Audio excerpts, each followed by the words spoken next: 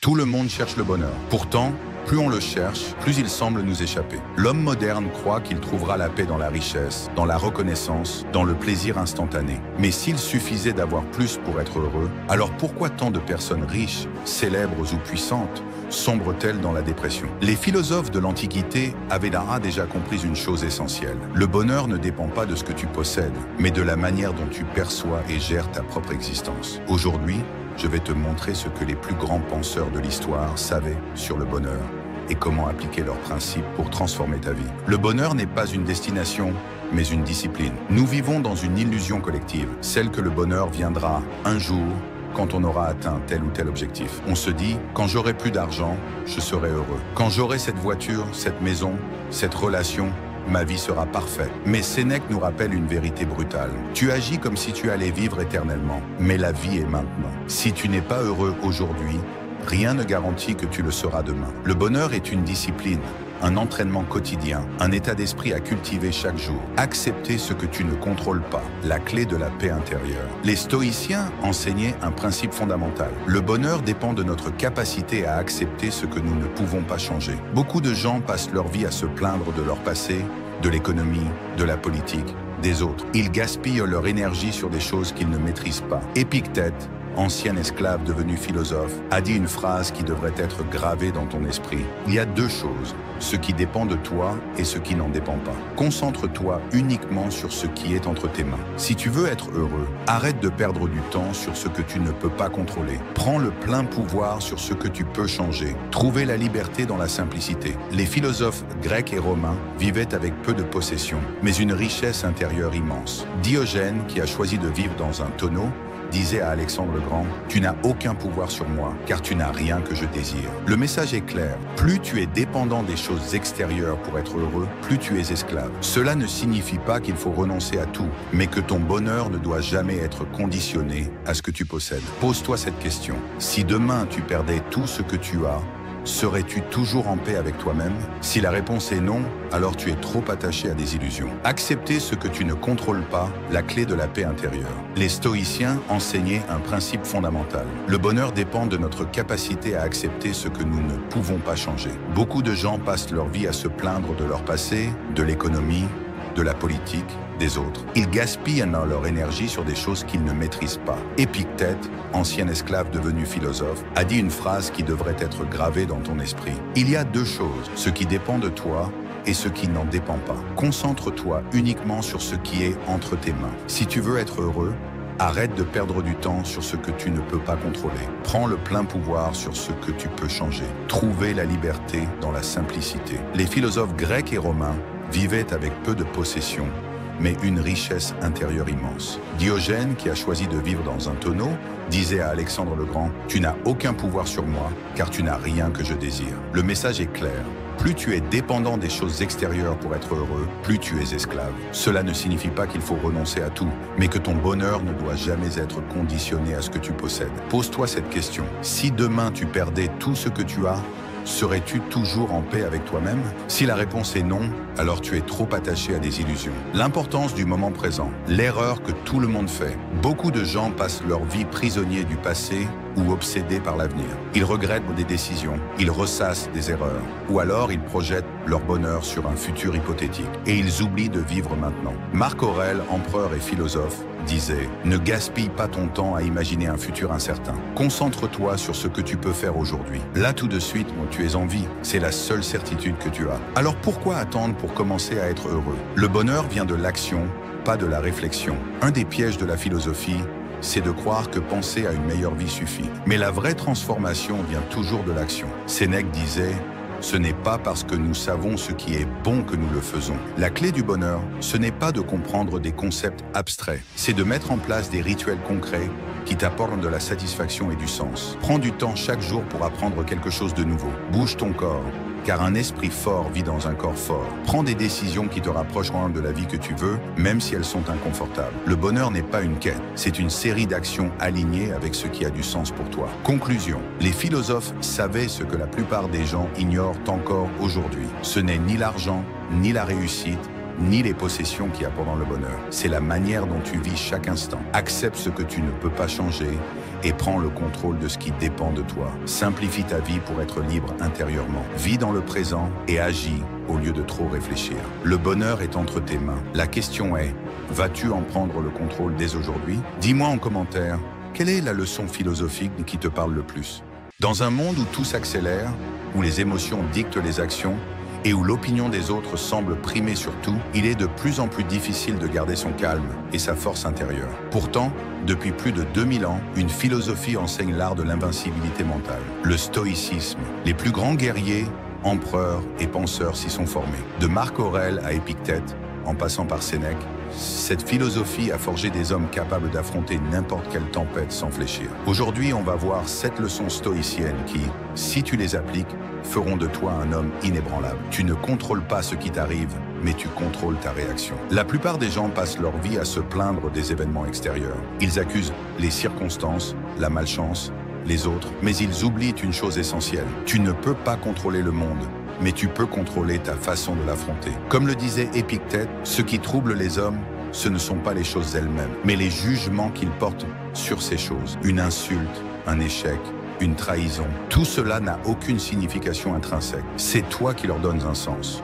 Un homme stoïcien ne réagit pas au chaos, il reste maître de lui-même. Exercice immédiat. À partir d'aujourd'hui, chaque fois que tu ressens une montée d'émotion face à une situation négative, fais une pause, respire et demande-toi, est-ce que cette situation mérite vraiment que je lui donne autant de pouvoir? Tout ce qui arrive était censé arriver. Nous passons trop de temps à regretter le passé ou à souhaiter que les choses aient été différentes. Mais le stoïcisme nous enseigne une vérité simple et puissante. Tout ce qui arrive était destiné à arriver. Marc Aurèle l'expliquait ainsi, « L'univers est changement, notre vie est ce que nos pensées en font. Lutter contre ce qui est déjà arrivé, c'est se battre contre l'inévitable. Un homme fort accepte le passé, adapte le présent et façonne son futur. » Application immédiate. La prochaine fois que quelque chose ne se passe pas comme prévu, ne perds pas ton énergie à résister. Dis-toi, c'est arrivé, je ne peux pas le changer. Maintenant, quelle est la meilleure action à prendre? L'homme fort embrasse la douleur au lieu de la fuir. La douleur n'est pas ton ennemi. Elle est ton professeur. Comme le disait Sénèque, la souffrance fait partie de l'apprentissage. Ceux qui réussissent ne sont pas ceux qui évitent dans la souffrance, mais ceux qui l'utilisent comme un carburant pour progresser. Regarde les guerriers spartiates. Ils s'entraînaient dans des conditions extrêmes, non pas parce qu'ils aimaient souffrir, mais parce qu'ils savaient que seule la discipline forgeait des hommes puissants. Défi immédiat. Pendant une semaine, impose-toi un inconfort volontaire. Douche froide, se lever 1 heure plus tôt, s'entraîner sans excuse.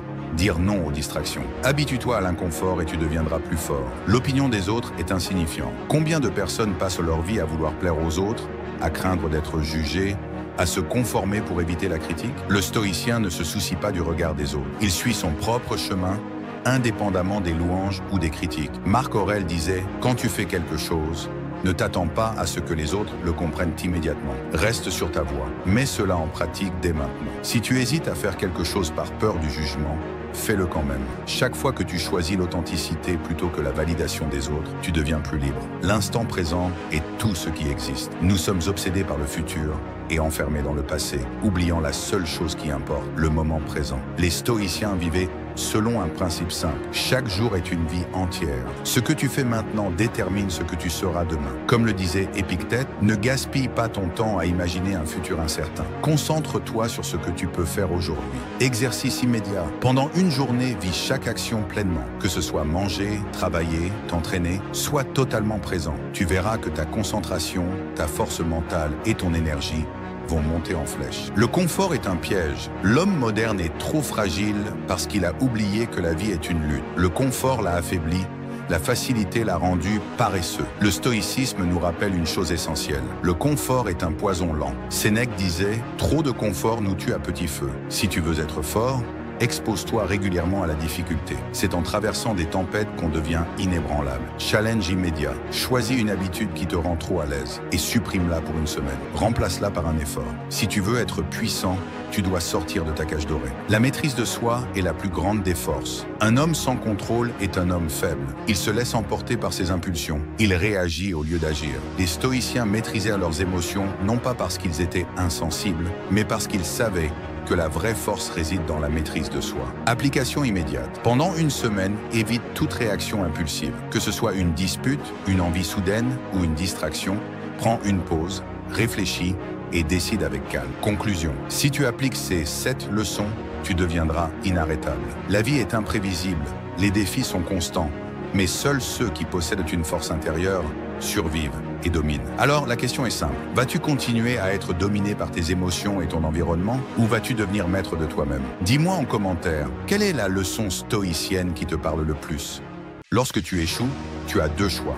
Abandonner ou continuer. Ceux qui continuent sont ceux qui ont une raison profonde, un pourquoi tellement puissant qu'il leur donne la force de surmonter les pires épreuves. Comme l'a dit Nietzsche, celui qui a un pourquoi peut endurer tous les comment. Regarde les grandes figures de l'histoire. Elon Musk a failli faire faillite avec SpaceX, mais il savait pourquoi il voulait réussir. Oprah Winfrey a surmonté des traumatismes et une pauvreté extrême, car elle savait où elle allait. Et toi, quel est ton pourquoi? Si tu ne l'as pas encore trouvé, prends le temps d'y réfléchir. Parce que sans lui, au premier échec, tu lâcheras tout. L'échec est une épreuve mentale que seul l'effort surmonte. L'échec ne brise pas ceux qui sont prêts à l'affronter. Il brise ceux qui ne sont pas préparés mentalement. Épictète disait: ce qui trouble les hommes, ce ne sont pas les choses elles-mêmes, mais les jugements qu'ils portent sur ces choses. En d'autres termes, ce n'est pas l'échec qui te détruit, mais la façon dont tu l'interprètes. Un échec peut être vu de 2 manières. Soit tu y vois une preuve que tu es incapable, soit tu y vois un test qui te prépare à un niveau supérieur. Laquelle des 2 visions choisis-tu? L'échec est un filtre naturel. Seuls les plus déterminés survivent. Le succès n'est pas réservé à une élite. Il est accessible à ceux qui refusent d'abandonner. Regarde autour de toi. La majorité des gens abandonnent au premier obstacle. Ils ne manquent pas de talent, ils manquent de persévérance. Ils ne sont pas incapables. Ils sont simplement trop impatients pour supporter l'inconfort de l'échec. Chaque échec est un test. Il filtre les faibles et laisse passer les plus déterminés. Alors, la question est simple. Vas-tu faire partie de ceux qui abandonnent ou de ceux qui continuent? La vie ne te fera aucun cadeau. Tu échoueras, c'est une certitude. Mais c'est précisément cet échec qui te donnera la force d'atteindre tes objectifs. Tu as maintenant 2 choix. Voir l'échec comme un mur infranchissable et abandonner. Voir l'échec comme une opportunité d'apprendre et continuer à avancer. Ce choix déterminera tout. Alors, qu'est-ce que tu fais maintenant? Dis-moi en commentaire. Quel a été ton plus gros échec et qu'en as-tu appris? Tout le monde veut réussir, mais combien sont réellement prêts à affronter l'échec? Dans notre société, l'échec est perçu comme une humiliation, un signal d'arrêt, une preuve que nous ne sommes pas assez bons. Pourtant, c'est exactement l'inverse. L'échec n'est pas la fin, c'est le début. Ceux qui réussissent ne sont pas ceux qui évitent l'échec, mais ceux qui savent le transformer en force. Alors si tu cherches à t'élever, à dominer ta vie et à atteindre un niveau supérieur, il est temps d'accepter une vérité inconfortable. L'échec est une nécessité. L'échec n'est pas une fin, c'est une étape vers le succès. Tomber est inévitable. Mais rester à terre, c'est un choix. Marc Aurèle l'a dit avec sagesse. Ce qui se dresse en travers de la route devient la roue. Ce n'est pas l'échec qui te définit, mais la manière dont tu réagis. Les plus grands leaders, athlètes et entrepreneurs ont échoué des dizaines, des centaines de fois avant d'atteindre leur sommet. Michael Jordan a été exclu de son équipe de basket au lycée. J.K. Rowling a essuyé des dizaines de refus avant que Harry Potter ne voie le jour. Colonel Sanders a vu sa recette de poulet rejetée plus de 1000 fois avant que KFC ne devienne un empire. Tous ont échoué, mais aucun n'a abandonné. Tu veux appliquer ce principe? À partir d'aujourd'hui, chaque fois que tu échoues, demande-toi qu'est-ce que cet échec essaie de m'enseigner. Si tu adoptes cet état d'esprit, chaque chute deviendra un tremplin. Échouer, c'est apprendre ce que personne ne t'enseigne. L'échec est le meilleur professeur qui soit. Ce que l'école ne t'apprend pas, ce que les livres ne peuvent pas te transmettre, la vie te l'enseignera à travers l'échec. Sénèque l'avait bien compris lorsqu'il affirmait « Les difficultés renforcent l'esprit, tout comme le travail muscle le corps. Ce n'est pas en évitant l'échec que l'on progresse, c'est en l'embrassant, en l'analysant, en tirant les leçons qui s'imposent. Si tu refuses l'échec, tu te prives d'un apprentissage fondamental. Alors, cesse d'avoir peur, échoue, mais échoue intelligemment.